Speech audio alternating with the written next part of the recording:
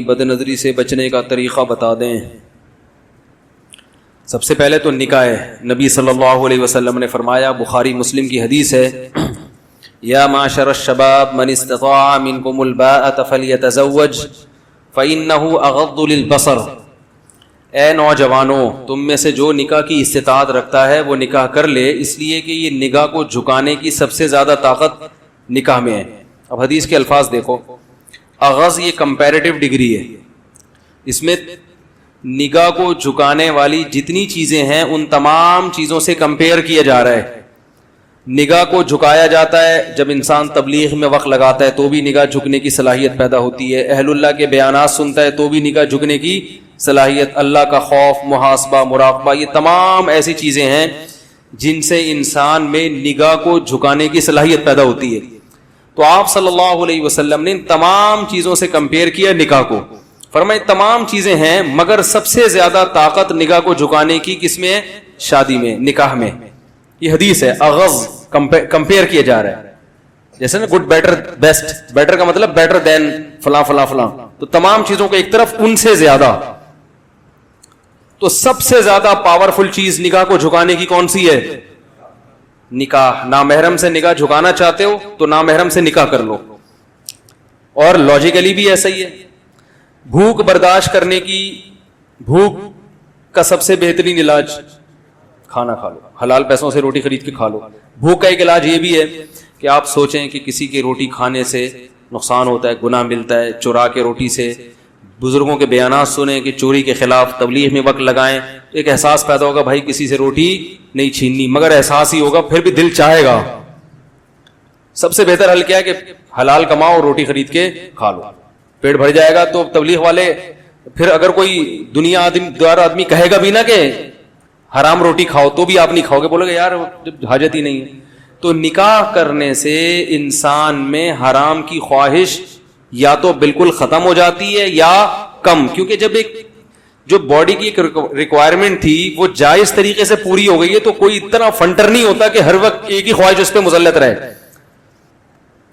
ارے ہر خواہش اللہ نے محدود رکھی ہے نا، اتنا بڑا فنٹر کوئی دنیا میں مرد کا بچہ پیدا نہیں ہوا ٹھیک ہے، کہ اس کی یہ خواہش بھی پوری ہو ہی نہ سکے، ایک حد تک ہے، اس سے آگے نہیں ہے۔ تو اس لیے شریعت نے جائز کو فوکس کیا ہے کہ حلال میں وسعت پیدا کرو تو حرام میں کی طرف دل چاہے گا ہی نہیں، اور پھر تھوڑا بہت جو چاہے گا تبلیغ میں وقت لگاؤ، وہ اس سے کور ہو جائے گا۔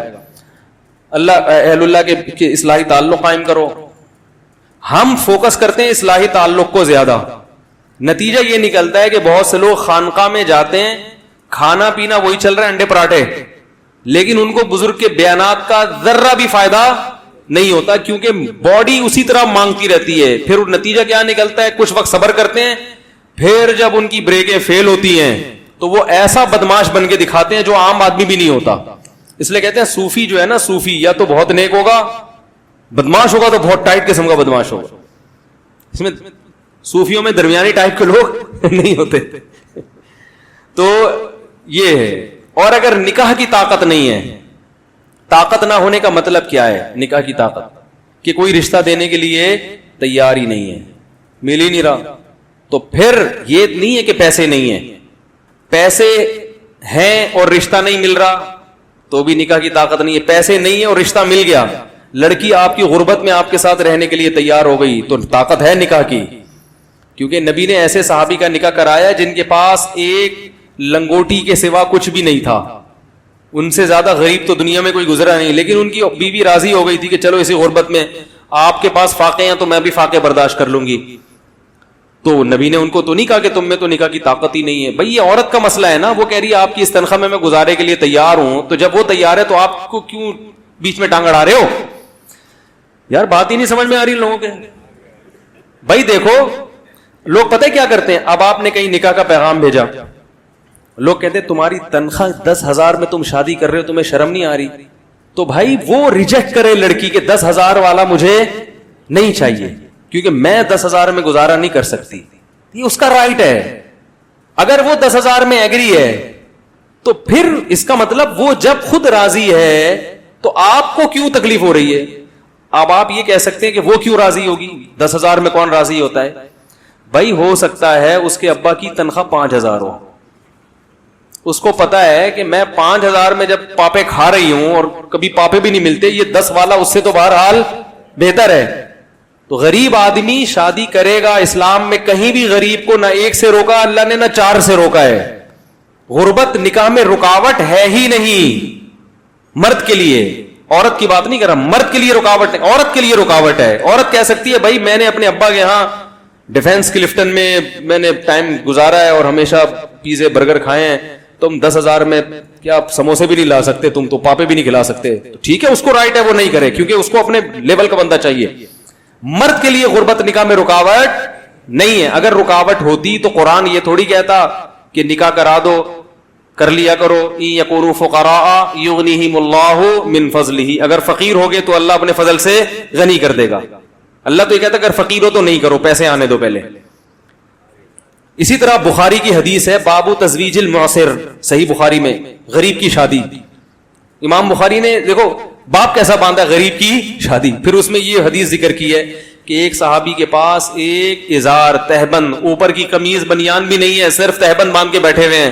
ان کی شادی کرائی نبی نے. ان کے پاس مہر کے لیے ایک انگوٹھی بھی نہیں تھی, لوہے کی انگوٹھی بھی نہیں تھی مہر کے لیے, ان کے پاس کچھ بھی نہیں تھا. مگر عورت جب راضی ہے تو وہ اس لیے راضی ہو گئی ہوگی, اس نے کہا ابھی تو میرے پاس کچھ بھی نہیں ہے, تو کم از کم ایک کمانے والا میاں تو مل جائے گا نا بھائی. جیسے یہ کچھ بھی نہیں ہے لیکن پھر بھی زندہ ہے نا, اس کا مطلب کچھ نہ کچھ تو کما کے کھا لیتے ہوں گے نا, کبھی فاقہ کبھی کھا لیا, تو ہم بھی اسی طرح لائف گزاریں گے. اس حالت سے تو بہتر ہوگی جو اب گزر رہی ہے. او بھائی کیا ہو گیا؟ تو یاد رکھو آپ کی تنخواہ کم ہے تو بھی آپ شادی کریں, زیادہ ہے تو بھی. زیادہ ہونے کا فائدہ کیا ہوگا؟ مالدار لڑکیاں کی آپ کے نکاح کی پیشکش قبول کریں گی. آمدن کم ہونے کا نقصان کیا ہوگا؟ مالدار رشتے نہیں ملیں گے, ہاں اپنے سے غریب مل جائیں گے. تو اصول تو یہی ہے کہ جیسے خود ہو اسی حساب سے. آپ کی تنخواہ 10,000 ہے تو 10 لاکھ والے کو پیغام کیوں بھیج رہے ہو؟ شرم نہیں آتی معذرت کے ساتھ؟ تو جو آدمی کہہ رہا ہے میری تنخواہ کم ہے اس لیے میری شادی نہیں ہوتی, تو جھوٹ بول رہا ہے. آپ کی تنخواہ کم ہے اس لیے آپ کی شادی آپ کی تنخواہ زیادہ والوں سے نہیں ہوتی, کم والوں سے ہو جائے گی. نہیں آ رہی ہے سمجھ میں الحمدللہ.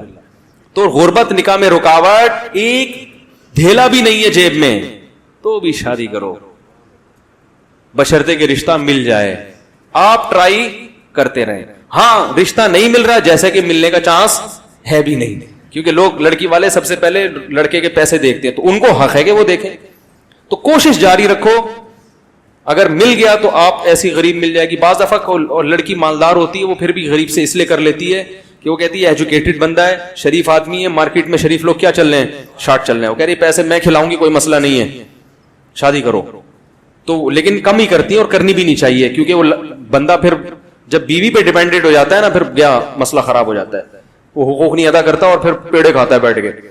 تو عورت کو چاہیے اگر کوئی غریب سے کر رہی ہے تو دیکھے کہ چلو غربت تو برداشت کر رہی ہوں, بندہ تو ٹھیک ہونا, کہیں میری دولت پہ نظر رکھ کے نہ بیٹھ جائے. تو اگر اس کو یہ اطمینان, جیسے حضرت خدیجہ مالدار تھی, پیسہ تھا, محمد صلی اللہ علیہ وسلم مسکین تھے, مگر حضرت خدیجہ نے پھر بھی نبی سے کی, ان کو پتا تھا کہ لالچی معاذ اللہ نہیں ہے, تو کر لی. ان کا بھائی شریف آدمی ہونا چاہیے, ایماندار ہونا چاہیے, تو انہوں نے کر لی اور نبی نے بھی کر لی. نبی کی تو غربت دور ہوئی حضرت خدیجہ سے نکاح کر کے. نہیں آ رہی ہے الحمدللہ. یہ تکیہ کلام بن چکا ہے, کوشش کر رہا ہوں نکالوں اس کو, تو اس کا اپوزٹ لفظ جب زبان پہ لاؤں گا تو نکلے گا. یہ آ رہی ہے سمجھ میں الحمدللہ, ٹھیک ہے. تو جتنے غریب غربا یہاں بیٹھے ہوئے ہیں گھبرائیں مت. ہاں اگر کوئی لفٹ ہی نہیں کرا رہا آپ کو لڑکی والوں میں سے نہیں ہے, تو پھر اس کا مطلب ہے آپ میں نکاح کی طاقت نہیں ہے. پھر حدیث کا اگلا جملہ ہے فَإِن لَمْ کہ وَمَن لَمْ يَسْتَطِعْ فَعَلَيْهِ بِالصَّوْمِ, جس میں استطاعت نہیں ہے, کیا مطلب جس کو رشتہ نہیں مل رہا اپنے حساب سے, تو وہ کثرت سے روزے رکھے, 2-4 نہیں, کثرت سے روزے. کیا مطلب؟ آپ میں اللہ نے ایک خواہش رکھی ہے, طاقت رکھی ہے, تو اس طاقت کی وجہ سے آپ کا نکاح کا دل چاہتا ہے, تو وہ اس طاقت کو جائز استعمال کرو. وہ رکھی اس لیے, نہیں مل رہا تو طاقت ختم کرو جسم کی. اور وہ کیسے ختم ہوگی؟ روزے سے. نہیں آ رہی ہے الحمد, آ رہی ہے بات سمجھ میں. وہ کس طرح ختم ہوگی؟ روزے سے. آپ کہہ سکتے روزے کے علاوہ کچھ اور طریقے سے ہم اپنے آپ کو کمزور کر لیں, ایسا نہیں ہے, اس سے فائدہ نہیں ہوگا. کیونکہ گناہ سے بچنے کے لیے، جو گناہ سے مراد یہ والی شہوانی گناہ، ان سے بچنے کے لیے دو چیزیں چاہیے، جسمانی طاقت کمزور ہو، روحانی طاقت مضبوط ہو. آپ کوئی ڈاکٹر سے دوا لے کے اپنی خواہشات کو کم تو کر سکتے ہیں، جسمانی طاقت تو کم ہوگی، شہوت تو کم ہوگی، روحانی طاقت دوا کھانے سے نہیں بڑھتی. روزے میں جب آپ کھانا پینا چھوڑیں گے اور مسلسل روزے رکھیں گے تو جسمانی طاقت ہوگی کم، اور روزہ چونکہ عبادت ہے اس سے روحانی طاقت نہیں آ رہی، بات آ رہی ہے، سمجھ آ رہی ہے بات سمجھ میں، روحانی طاقت کیا ہو جائے گی؟ بڑھ جائے گی. تو آدھا کام سے بات نہیں بنے گی. تو اس لیے روزے کا کوئی آلٹرنیٹ، روزے میں ایک انسان کو خود ہی احساس ہوتا ہے، اور 2-3 روزے نہیں، اعلیٰ ضرر کے لیے آتا ہے عربی میں علیہ بس، کیونکہ 2-4 روزے سے تو اور خواہش بڑھتی ہے. کثرت سے روزے رکھے. ایک اہل حدیث تھے وزیر آباد میں، میرے دوست تھے، بڑے زبردست گپ شپ تھی ان سے میری. وہ ایک دن میں ان کا تھوڑا مذاق بھی اڑاتا تھا، کیونکہ ہمارا بھی اڑاتے تھے. وہ کبھی کبھی حنفیوں میں طنز ہلکا پھلکا تو چلتا ہے، تو میں بھی تھوڑا سا چٹکلا سنا دیتا تھا ان کو. ایک دن وہ میرے پاس آئے، وہ کہنے لگے کہ مفتی صاحب میں جوان تھے بڑے لال ٹماٹر کی طرح سرخ، کہ یار میں بڑا مسئلہ ہے، میں بازار میں بیٹھتا ہوں، میں شادی شدہ ہوں، میری بچیاں بڑی ہو گئیں، مگر یار میں اتنی مختلف ڈیزائن کی عورتیں آتی ہیں، میری نظر نہیں جھکتی، بڑا مسئلہ ہو گیا، میں کیا کروں؟ میں نے کہا قرآن حدیث کی روشنی میں بتاؤں؟ وہ ہر وقت کہتے ہیں نا قرآن حدیث کو، قرآن بتاؤں؟ کہہ رہے ہاں بتائیں. میں نے کہا حدیث میں آتا ہے، قرآن میں بھی آتا ہے نکاح کرو، ٹھیک ہے نا، اور حدیث میں بھی آتا ہے کہ اغض للبصر، جو نکاح ہے نکاح کو جھکانے کی سب سے زیادہ طاقت. تو میں نے کہا شادی کر لو ایک اور. کہنے کہ ابے یار یہ نہیں ہو بھائی، یہ بڑا مسئلہ ہو گیا بھائی مفتی صاحب، یہ کیسے میری بیوی مارے گی وہ فلانا. میں نے کہا قرآن حدیث کی روشنی میں بتا رہا ہوں. وہ ہر وقت میرے سامنے کہتے قرآن حدیث قرآن حدیث. میں نے کہا قرآن حدیث. کہہ رہے ہیں وہ تو ٹھیک ہے لیکن کچھ اور حل بتاؤ یار. میں نے کہا قرآن حدیث کی روشنی میں بھائی. کہہ رہے نہیں یار مفتی صاحب مذاق نہیں کر. میں نے کہا سیریس ہوں بھائی، مذاق نہیں کر رہا. تو کہہ رہے ہیں، میں نے کہا اچھا چلو یہ والا نہیں سمجھ میں آ رہا. کہہ رہے نہیں دوسری کون کرے گا، پٹوں گا سالے پیٹیں گے پڑ گے، بیوی مارے گی، روٹی بند کراؤ گے. وہ ان کے الفاظ ہیں. کہہ رہے مفتی صاحب گھر میں روٹی بند کراؤ گے. میں نے کہا چلو ایک اور آپشن ہے. حدیث اگلا قرآن حدیث میں آتا ہے کہ جس میں نکاح کی طاقت نہیں ہے، جیسے کہ آپ نہیں افورڈ کر پا رہے، آپ کو پتا ہے بہت بری طرح پٹوں گا میں، سالے پکڑ کے ماریں گے، تو پھر کثرت سے روزے رکھو. روزے نہیں علیہ ضرر، کثرت سے روزے. میں نے کہا یہ جو لال ٹماٹر بنے ہوئے ہو نا کھا کھا کے، یہ چہرے تھوڑا سا مرجھا جائے گا اور باریک ہو جاؤ گے روزے رکھ رکھ کے. تو یہ جو کرنٹ بھرا ہوا ہے نا، یہ اتنی زور سے نہیں جھٹکے مارے گا جتنے ابھی کرنٹ لگ رہا ہے آپ کو. جہاں دیکھتے ہو ایک دم دل چاہتا ہے، یہ کم ہو جائے گا. کہہ رہے ہاں چلو یہ رکھتا ہوں. کہہ رہے کتنے روزے رکھوں؟ میں نے کہا کثرت سے رکھ لو 40 قرآن حدیث کی روشنی میں. بار بار میں کہہ رہا تھا، میں نے کہا قرآن حدیث کی روشنی میں کثرت سے روزے کتنے ہوتے ہیں؟ 40. میں نے کہا 40 رکھ لو. کہہ رہے پھر کیا ہوگا؟ میں نے کہا پھر یہ ہوگا کہ 40 روزے رکھنے کے بعد آپ باریک ہو جاؤ گے، دبلے پتلے ہو جاؤ گے. تو پھر جب آپ دوبارہ کھانا شروع کرو گے تو پہلے سے زیادہ مستنڈے ہو جاؤ گے. کیونکہ جب اس طرح نتھر جاتا ہے نا جسم، بھائی سارا کولیسٹرول نکل گیا، چربی پگھل گئی، اب جب کھاؤ گے تو نئے سرے سے طاقت آئے گی، پہلے سے زیادہ پاورفل ہو جاؤ گے. کہہ رہے یار پھر کیا ہوگا؟ میں نے کہا پھر دوبارہ 40 روزے. کہہ رہے یہ کیا؟ میں نے کہا قیامت تک کا پیکیج ہے یہ. کہہ رہے یار یہ کوئی حل تو نہ ہوا. میں نے کہا واقعی حل نہیں ہے. یہ حدیث میں حل ان لوگوں کے لیے ہے جو نکاح کی تلاش میں ہو، جب تک رشتہ نہ ملے روزہ رکھ کے گزارا کریں. جس کا ارادہ ہی نہیں ہے اس کے لیے یہ پیکیج نہیں ہے. بہت مشکل ہے. میں نے کہا قرآن حدیث کی روشنی میں تو یہی ہے بھائی. کہہ رہے یار یہ تو بڑا مسئلہ ہے، یہ تو بڑا مسئلہ. میں نے کہا پھر یہی ہے کہ یہ بھی نہیں ہوتا. تو کیونکہ روزے کب تک رکھے گا بھائی؟ یہ تو روزہ اس کے لیے ہے کہ رشتے بھی تلاش کرتے رہو اور روزہ بھی. جب رشتہ مل جائے تو روزے رکھنا چھوڑ دو. تو کہہ رہے یار میں نے کہا پھر بس صبر کرو اور کوئی حل نہیں ہے. آخرت کو سوچو، گناہ ملے گا. قرآن حدیث کی روشنی میں جو حل تھا وہ میں نے بتا دیا. بد نظری سے بچنے کا طریقہ ہو گیا. ٹھیک ہے. باقی یہ کہ بھائی نکاح کی استطاعت نہیں ہے، روزے رکھو، وہ بھی نہیں ہو رہا، تو پھر یہی ہے کہ چند اور چیزیں ہیں جو تجربے سے ہیں. ان کا اتنی مضبوط تو نہیں ہے جو حدیث میں ہے. ظاہر ہے جو حدیث میں علاج ہے اس کا تو کوئی متبادل ہو ہی نہیں سکتا. تو پھر میں لڑکوں سے کہتا ہوں کہ اپنے آپ کو مصروف رکھو. یہ باڈی کی ریکوائرمنٹ ہے نا یہ گناہ، تو باڈی کو کھپا دو کسی جائز کام میں. جم جایا کرو، اپنی انرجی کو یوٹیلائز کرو کہاں؟ ایکسرسائز میں، جم میں، اور روحانی ترقی کے لیے تبلیغ میں جاؤ اور بزرگوں سے اصلاحی تعلق، ادھر سے ان کے بیانات بھی سنو، اللہ کا خوف پیدا ہوگا، آخرت کا خوف پیدا ہوگا، پتہ چلے گا نظر اٹھانے کا گناہ ہے، اس سے انسان کی آنکھیں گندی ہو جاتی ہیں، دل کا سکون خراب ہوتا ہے، اس سے فائدہ ہوگا انشاءاللہ. اور پھر اپنے جب اچھے مثبت کاموں میں، ایکسرسائز میں اپنے آپ کو گھلاؤ گے تو ٹائم ہی نہیں بچے گا، اتنے تھکے ہوئے آؤ گے کہ رات کو آتے ہی سو جاؤ گے. تو جب یہ پازیٹیو ایکٹیویٹیز میں انسان پڑھتا ہے تو نیگیٹو خود بخود ختم. اور لڑکیوں کو کوشش کرو کہ ہاں، اور آخری حل یہ کہ کبھی بدنظری ہو تو جرمانہ متعین کرو. کسی عورت کو دیکھنے کا دل چاہ رہا ہے اور آپ نے دیکھ لیا، 100 روپے نکال کے اسی وقت صدقہ کر دیے. ہر آدمی اپنی آمدن کے حساب سے، ٹھیک ہے نا؟ 1 کروڑ روپے آمدن ہے، 1 لاکھ روپے نکال کے، کروڑ والے کے لیے لاکھ کی کوئی حیثیت نہیں ہے، ٹھیک ہے نا؟ چلو لاکھ نہیں کرتے، 10,000 کر دو. جس کی کروڑ آمدن ہے بھائی، جب بد نظر اتنا جرمانہ رکھو جو افورڈ کر سکو. سمجھ میں آ رہی ہے بات؟ تو دن میں 10 دفعہ بد نظری ہو رہی ہے تو 10 دفعہ 100 روپے، 1000 روپے ایک دن ہوں گے. اگلے دن کہے گا آدمی 1000 نہیں 500 پہ آ رہا ہوں بھائی، میں 500 افورڈ کر پا رہا ہوں، 1000 نہیں. تو 5 بد نظریاں چھوڑے گا نا، اگلے دن کہے گا یار 500 بھی 2-4 دن تو ٹھیک ہے، پورے مہینے تو 30,000 روپے اچھا خاصا ہے. تو ختم نہ بھی ہو، کم انشاءاللہ ہو جائے گی. بہت اہم بات ہے یہ جو اب بتا رہا ہوں، ختم نہ بھی ہو کم ہو جائے گی. اور ایک گریوی میں فائدہ ہوگا، ختم نہ بھی ہو تو گناہ کے ساتھ نیکیوں کا پلڑا بھی. ارے جب قیامت کے دن آئے گا، اتنی انٹیوں کو جھانکا تاکا ہے اس نے، تو اتنے پیسے صدقہ کیے ہیں یہ دوسرے پلڑے میں. جب گناہ ہوں گے تو نیکیاں بھی تو پلڑے میں آئیں گی نا.